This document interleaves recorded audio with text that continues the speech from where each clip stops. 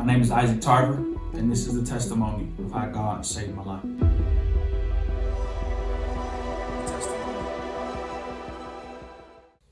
On August 24th, 2019, our friends, family, and supporters from all around the city of Chicago gathered for us to record Fire and Glory, my very first live recording, and that night was literally beyond imagination. The glory of God met us.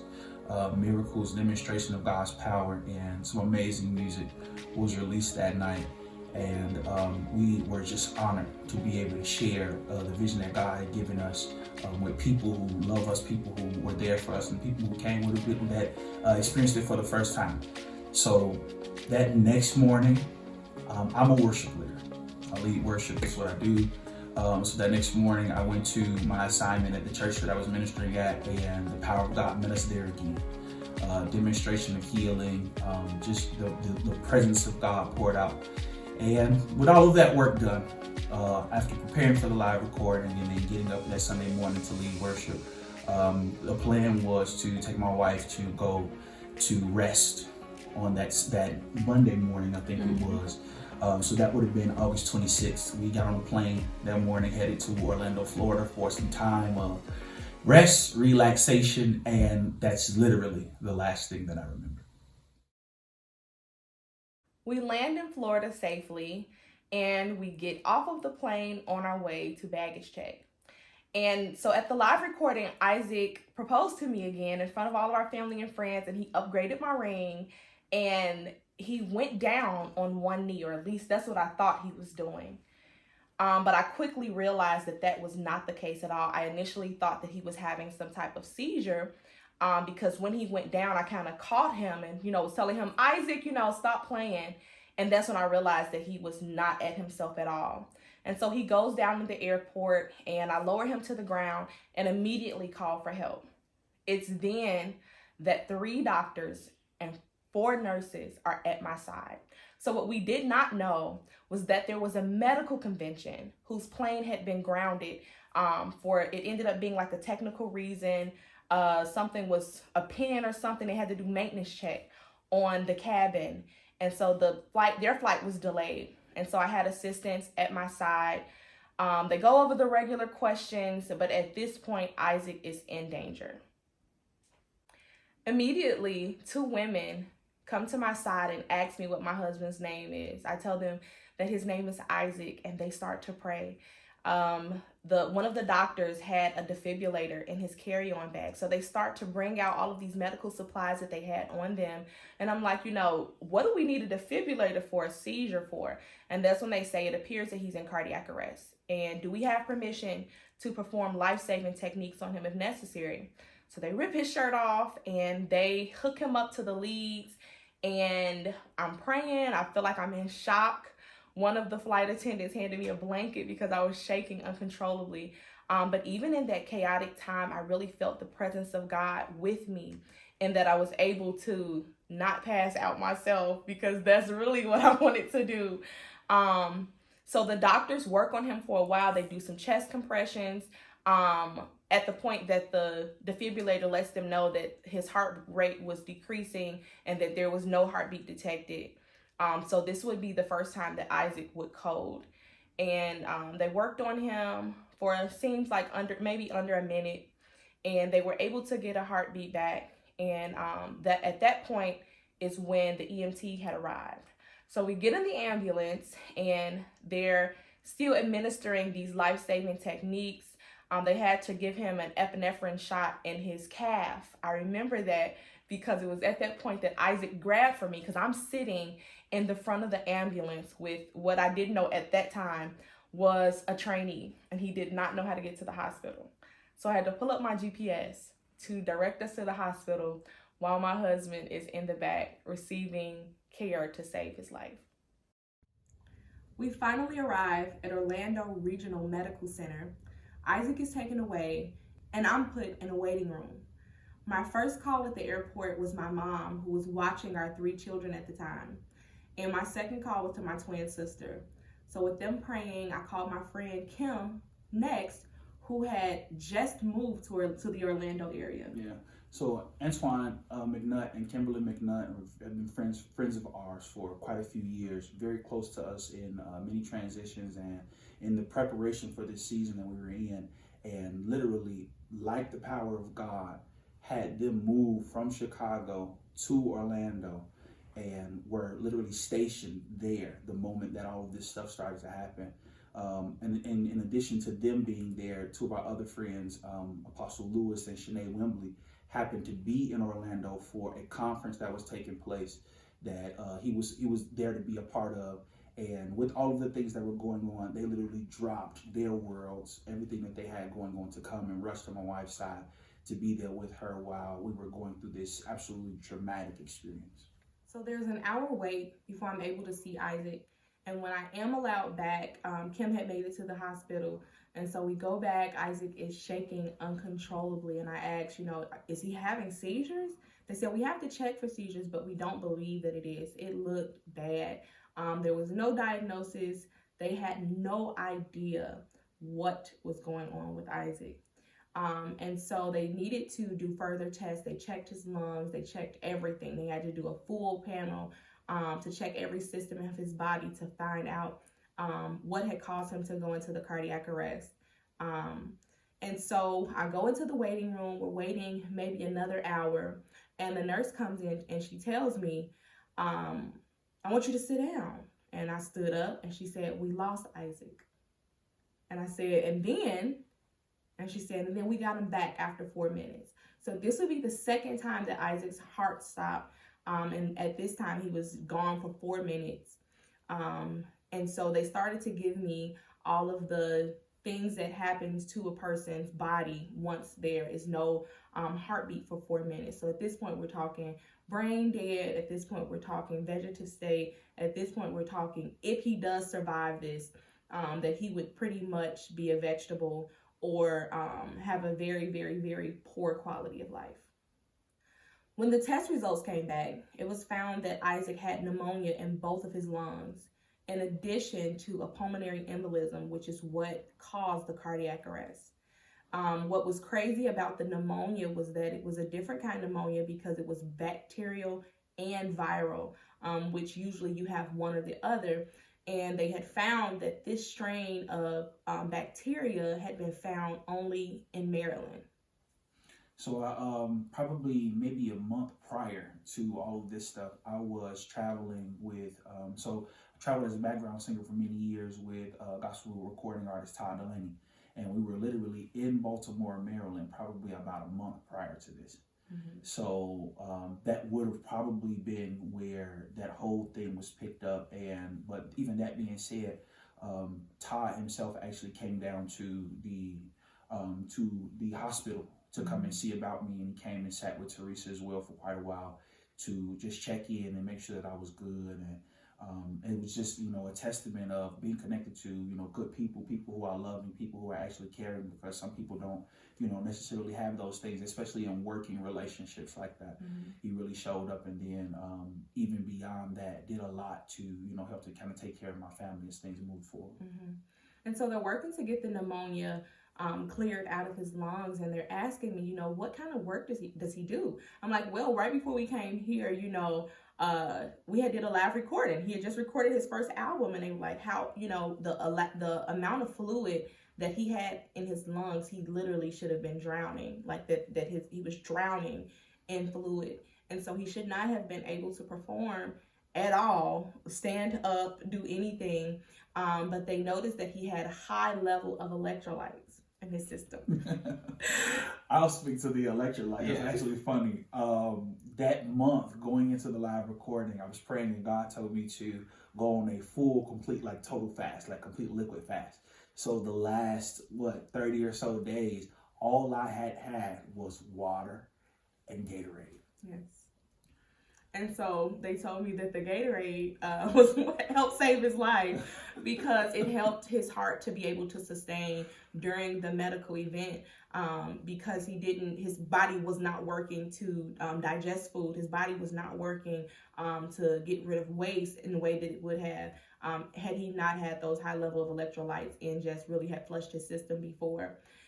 So we're going through the process of now trying to figure out if Isaac is still under there. After Isaac coded, they were worried about brain function. So at this point, he's in a medically induced coma, a coma that he would stay in for 8 days until the fluid was cleared from his lungs. And the crazy thing about that is on the 26th is the day that we went. Our son, Issachar, our firstborn, his birthday is on the 29th. And so up until that point, I had signs that he was there. I would go in and his heart rate would change. And sometimes they would say, Miss Tarver, you have to leave because every time you come in here, his vitals get a little different. So I wasn't able to spend extensive time in the room those first couple of days. But on the 29th, he tried to speak while he was in a coma. And so they had to give him more sedatives. And that was just my sign that he was checking on his baby to tell him happy birthday, because he would not let that day pass without, reaching out to us. So that was just a glimmer of hope, with all of the bleak things that the doctors were saying, that my husband was there and that the promise of God was still sure over his life, and we were not giving up on that. The prognosis was brain damage, definitely. They were saying it's not if he will have brain damage, it's how much of it will he have from being without oxygen for 4 minutes. And so outside of that, he was having difficulty clearing the fluid. And so they were worried about him aspirating. And so they asked me to do a trach. And I prayed about it because I immediately got like a shutdown in my spirit about the trach. And so after praying, the Lord said no. And so I told them, no. And they asked me why. I said, he's a singer and he has to sing after this. And they were like, well, there's a possibility that once we place the trach, he'll maybe one day come out of it and then we can work on that. But I was sure at that time we had just recorded Fire and Glory and we had done no post-production, okay? And I knew that he had to do this post-production because these were songs that we had written together from the inception of our marriage. Mm-hmm. These are songs that God promised us would not just heal us, but would heal the nation. And I said, Lord, how is he going to do this with a trach in his throat? And so I was glad that I followed the Lord, because the next hour after being asked to place the trach, they came in. There was this phenomenal doctor. Her name escapes me. And she said, we're going to turn Isaac on his stomach to help clear the lungs. And I said, give me an hour, because I also was uncomfortable with that. And she was the person that really advocated for giving us time, because this is all we needed. We needed time to stand still and watch God perform miracles. And that is exactly what he did, because as they wanted to turn him, they wanted to try all of these other things to try to clear the lungs. And within the hour, his lungs started to literally drain the fluid that was on him. So he made an improvement pretty fast. So then the next thing that they were worried about was limb function. But with all of that, the Lord promised me we had some things on the table. So at that point, we had 3 sons, and I know that we had planned to have more children.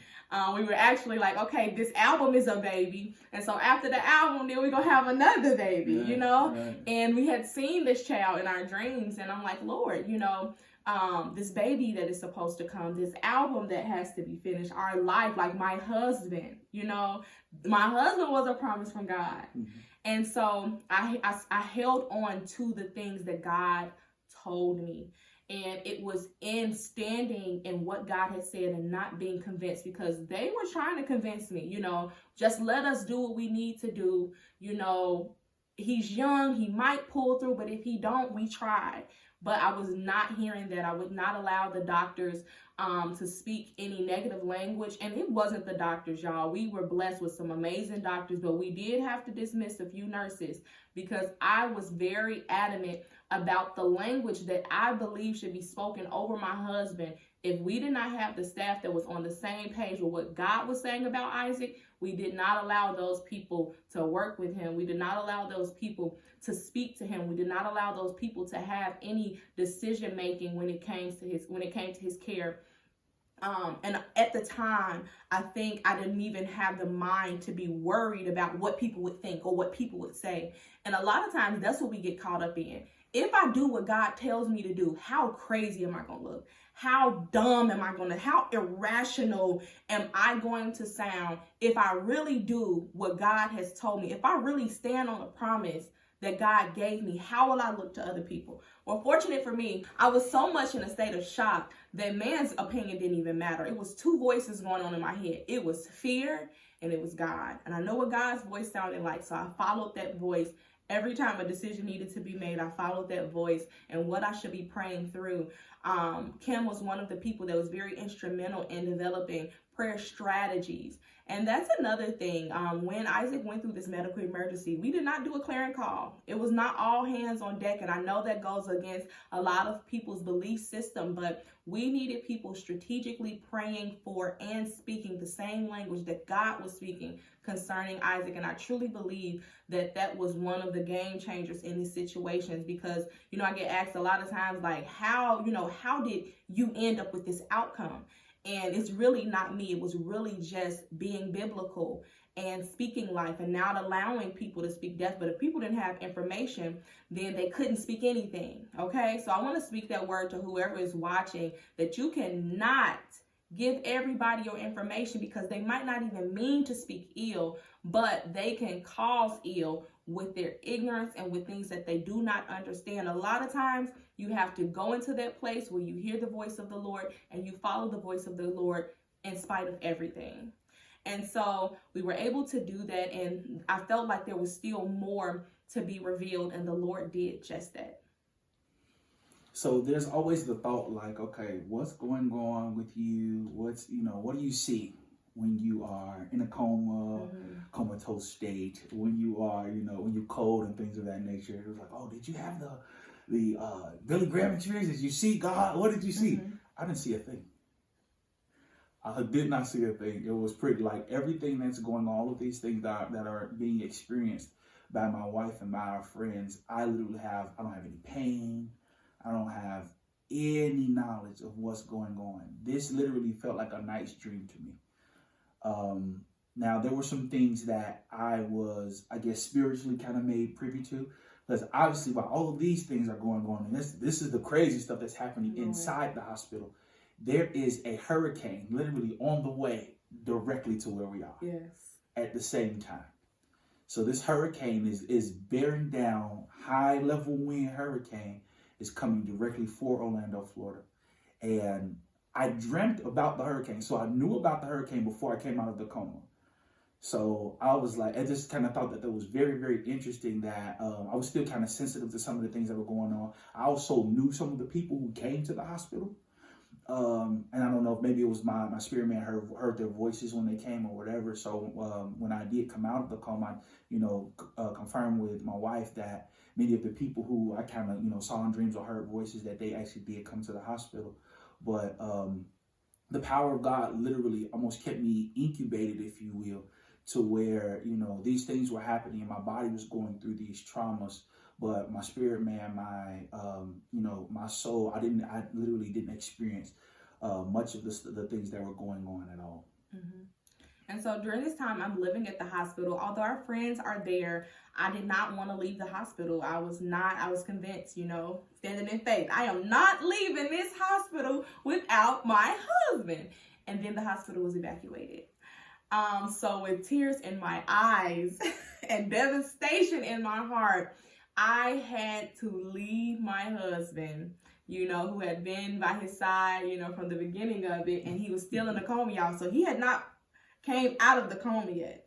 And I had to leave. And I think one thing that stands out, leaving the hospital, and I'm like, Lord, what's going to happen? And the Lord says, you're not keeping him alive. I'm keeping him alive. And it was at that moment that I realized, like, my God, God, you are keeping him alive. So I'm going to go and I'm going to let you continue to be God, even in my absence. I think that a lot of times we bear down, like I was, like a faithful good wife. I'm bearing down, I'm showering. They taking me upstairs to the patient rooms to shower. I would not leave the hospital. And in my bearing down, I was taking the reins and God snatched them from me in the form of a hurricane that was coming, which, by the way, before it hit the area that we were, it turned around in its tracks. So the hurricane never hit. We got some storm-like weather, and I spent one night at my friend's house, and the next morning they were calling me, telling me that my husband had came out of the coma. So my wake up was very interesting. It was very interesting, to say the least. When I woke up, I remember coming out of the coma, and I think I might have still been kind of souped up on some of the meds, because when I got up, I was in such alarm. I started pulling everything. I'm pulling cords, all that, and I attempted to get out of the bed on my own, not knowing that I had been there for, at this point, 8 days. Yeah. So, when laying in the bed like that for that long, muscle function starts to kind of decrease and things of that nature. So I get out of the bed thinking I'm about to walk out of here. What's going on? Where's my wife? Where am I at? And the moment I stepped, I hit the floor. Yeah. And I'm laying there. I'm laying on my back, and a lot of the doctors and nurses who noticed that I was out of the bed came in to get me up. But again, because I was off of some of those meds, like, I was looking at people, and all of the faces looked like people who I knew. Now, none of these were my people. When I'm calling these people names, I'm like, what's going on with me, right? So I have these conversations, and they ended up hoisting me back up, putting me in the bed, and I think I might have went back to sleep, kind of drifted off for a moment or whatever. But then I remember waking back up and kind of just laying there and kind of, this time gathering, like, getting my bearings. Kind of just looking around to really see where I was, and to kind of understand what was going on. The one thing that I know that I was looking for was my wife. And the reason why is because our life, with our life, with everything that's going on, I think we at that point were 8 years married at that point, and Teresa is my reality. She's a part of the thing that God kind of uses to keep me grounded. And so I'm looking for her. I'm like, where's my wife? This is crazy. Somebody get me out of here. So one of the nurses, kind of assured me, like, hey, you're fine. It was like, you good, relax. I'm like, okay, cool. So I was just kind of sitting there and just waiting. Then the moment came. But just to point to how sensitive I was, and how sensitive I am about my wife, I heard her hit the elevator. I heard her when the elevator opened. I knew that she was on the floor, but the elevator was not by my room. Mm-hmm. So when she was walking up, I knew that she was coming into the room. So she came in, she sat down, and started to, ask me regular probing questions. Hey, you all right? I'm like, yeah, I'm good, I think. So the things that they, would generally ask after being out so long, names, birthdays, things of that nature. And I was able to recall the information that was necessary, and that started us on the journey of just kind of recuperating, getting things back. So they came in and began to do a lot of the rehab services and things of that nature, asking me questions, asking me, can I count? What's today? 1 + 1 is, and it was always like 7 or something of that nature. I'm messing. All things were going well for them, and they said, okay, cool, and they kind of just started to report to my wife, things are really looking good. And this is again, in the face of the prognosis being where it was at one point. The next thing they kind of told my wife was, okay, cool, he's here, he's talking, things of that nature, but we don't know how long the type of physical rehab is going to be. So they told her, this will probably be maybe a year plus of just him getting back, regular activities, the ability to pick up a spoon or a fork and eat, the ability to walk around, just the regular bodily functions. So that was the new prognosis that we were at, and that was what we were working through to kind of get to the next place out of the hospital. In addition to the physical limitations that they anticipated, there was also a concern about his heart. Because why did a healthy 28-year-old male go into cardiac arrest was the question. So it's like, yes, pneumonia, a pulmonary embolism, but how and why? So his cardiologists were doing extensive tests to try to figure out what it was all about. And so the first thing that I was offered was a pacemaker. It would be an internal device that would kind of shock his heart. Was this to happen ever again? And so that was the first line of defense. Another thing that they offered outside of the pacemaker would have been a life-saving jacket. So it would be a vest that he would have to keep on at all times in the event that his heart stopped again. But I didn't have any peace with either one of those options.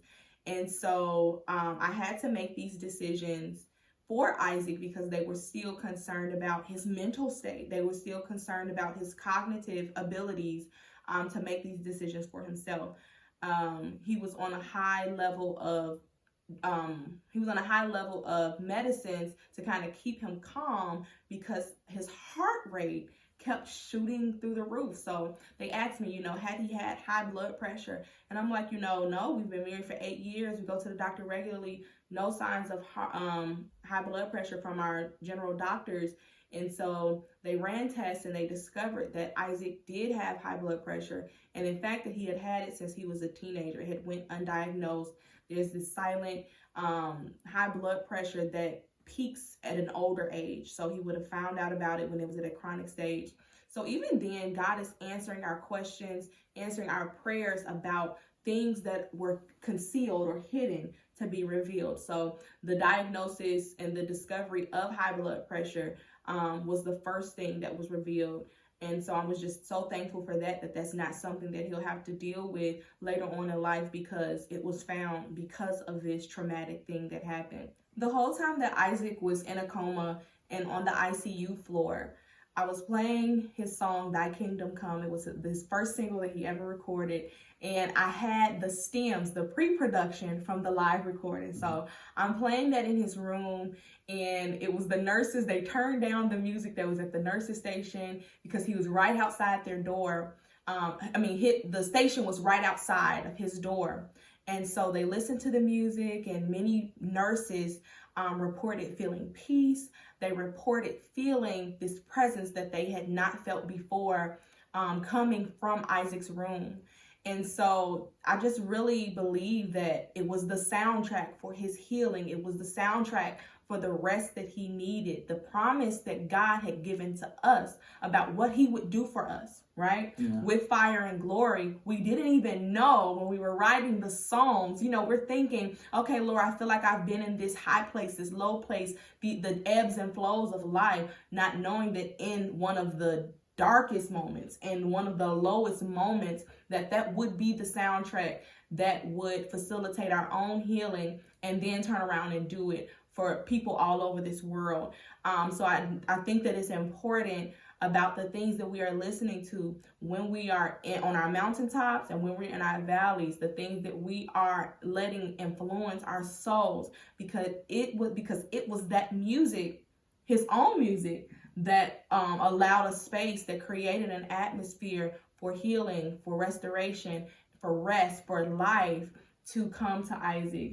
And so when he comes out of the coma and he's moved to a regular, not the ICU floor anymore, the nurses assumed that he was still on the tranquilizers. Mm-hmm. And so, they were saying, I think we might need to go up on him. His heart rate is jumping up sometimes, but this would be after one of the therapists had come in to try to give him another assessment to see where things were with him physically. Now, what they did not know is that Isaac was off of all tranquilizers. And so the question was, well, if he's not on a tranquilizer, usually people that have been in a coma for 8 days or have been on the amount of medication that he was on, they're having psychotic breaks. These type of people are having, experiences that are damaging for the mental health. These people are not okay. How is he okay? And it was the music. It was the soundtrack, because the same soundtrack that was in the ICU is the same soundtrack that we played the entire time that we were at the hospital. So again, the thing that sustained him in the worst point, even though he was improving, it was something that literally kept his mind stable, that kept his heart stable during the time when he's recovering. Yeah. So there's this moment that they're trying to figure out what's going on with the heart thing. And, after my wife prayed and God told her there's something else that's going to be revealed in this.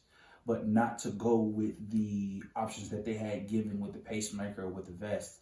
The cardiologists were very adamant and very intent on finding out what was going on. So they continued to run tests and things of that nature, and they found that there was a nerve on my heart that was, it's like a double nerve that was basically causing the arrhythmias or the off rhythms to happen in my heart that allowed for the cardiac arrest to even come about.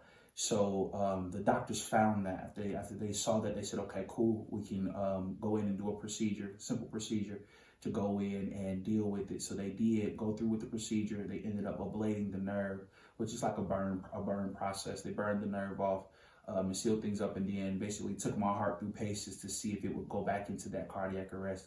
And at that point, no matter what they did, everything stayed normal. Everything stayed in the space that it needed to be in for them to feel comfortable releasing us.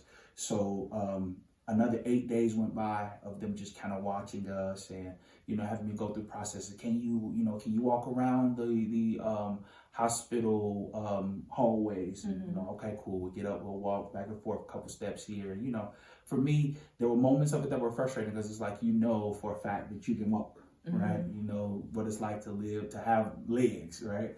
And I know that at a point I'm walking and then I would get winded. Okay, I need to sit down. Okay, I need to. But as I continue to press forward and persevere in what it was that they were asking me to, I could feel my strength coming back. So it went from, can you walk up and down the hallway, to can you walk up and down the flight of stairs? And, they were bringing me food and was like, can you eat this? Are you okay using the spoon, picking up cereal? Can you keep the cereal and the milk on the spoon and feed yourself? Can you brush your own teeth? Things of that nature. And as we just continue to press forward and go along with the doctor's orders, the strength that was necessary for me to be released started to come back. So, and so not only was a heart defect that he was born with, so that's what the double nerve was.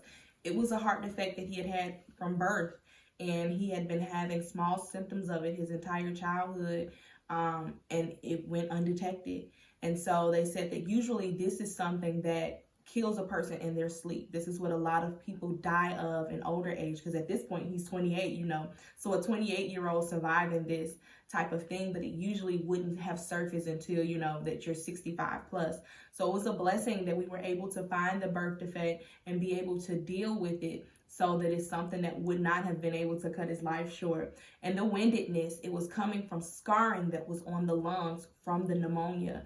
And so we initially had gotten a prognosis that, we don't know how much. We're looking at possibly, 50% of his lungs being scarred. So he might not ever be able to sing a set again. He might not ever be able to lead worship again. So he's going to have to find another job, because the amount of scarring that's on his lungs, it will be impossible, because the amount of lung strength that it takes to sing, especially in the way y'all know how the man of God minister, how Isaac goes forth, okay, that is the equivalent to an athlete. And so that with the scarring, that he would not be able to form on that athletic level in worship, or really be able to sing without being winded at all. But over the course of those other 8 days, the scarring cleared completely. There was zero scarring on his lungs when we started at 50% on both. So it literally was a time of the power of God, the provision of God, the step in of God, the show up and show out, if you will, of the power of God when you really believe Him for the promises that He's made over your life, and His power to preserve and to keep. So like my wife said, after another 8 days, I was able to, under my own strength, under my own muscle power and the grace of God, walk out of that hospital and go to a friend's house, go to our friends Antoine and Kim's house, and rest a few days before getting on a plane and fly back home to my family. I left the hospital with no traces of my heart ever stopping, no residuals from the pneumonia or anything that had happened in that moment. Literally, God caused everything that was happening in that time to be miraculously cleared up.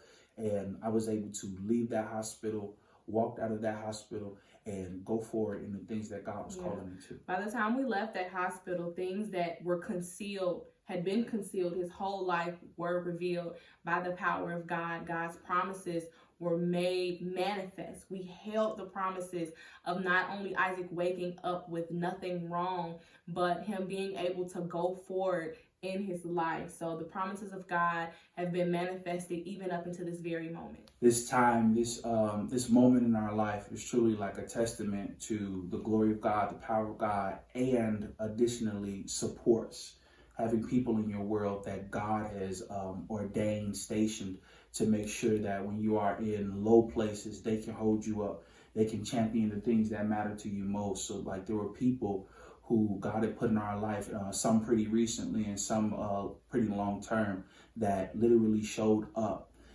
in Chicago for our family when we were going through what we were going through in Orlando. A lady by the name of Giselle Lindley was a pastor in Chicago, in the Chicagoland area, literally sent food to my house daily. Yes. Daily. Would call my mother-in-law again, who was watching my children, just to check up on everybody, to see if everybody was okay. She provided financially for us while I was recovering. When I did get back home, she made sure that I did not have to rush back to work to take care of, the things that husbands and fathers have to take care of. She made sure that everything was covered, everything was taken care of. Again, my friend and brother Todd Delaney showed up, dropped off food, dropped off toiletries, made sure that my family had what was necessary. People surrounded around us, the people who literally God put in place. Right. Outside of those people, moments. Yeah, the regular people, my mother, my sister, my brother-in-law, he was there, hands on the ground, feet on the ground, hands not on the ground, feet on the ground, dealing, because at this point, we have 3 small children. Our smallest baby was 7 months at the time. Yeah. And it was so crazy, like, this is my baby. Right, that was one of the things that was like kind of crazy when my wife asked me, "Okay, what's your oldest son's name?" I'm like, "Okay, my oldest son's is Car. What's your next son's name?"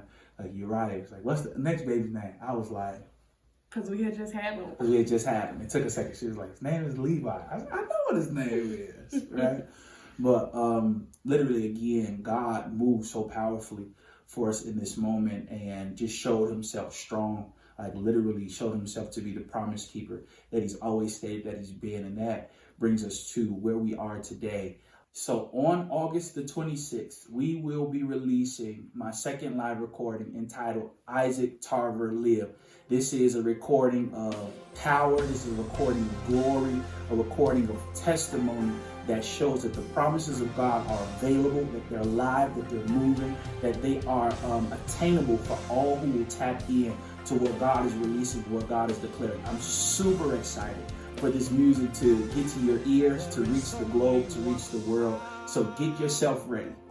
Go to my website right now, itarvermusic.com.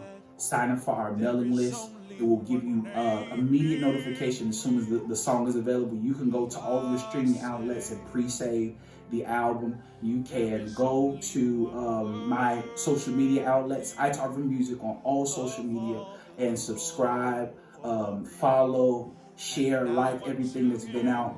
My single that we just released from the album, Only Wise God, is available right now. You can go and get that, and I believe that I know that that's going to bless you as a setup for what you're about to hear from Isaac Tarver Live. Listen, this season in our life is the release or the understanding that God has called people to live. And this music, once it comes out, I believe is going to cause your life to be lived in a whole brand new way. Give you a fresh perspective on what it is to live a life that is not just pleasing to God, but that shows others around you that God loves His people, and it's His desire that we live abundantly, that we live fruitfully, and that we live in His promises. So it is God's will that we prosper, that we be in health, that we live. Get ready for Isaac Tarver Live coming to you soon. God bless.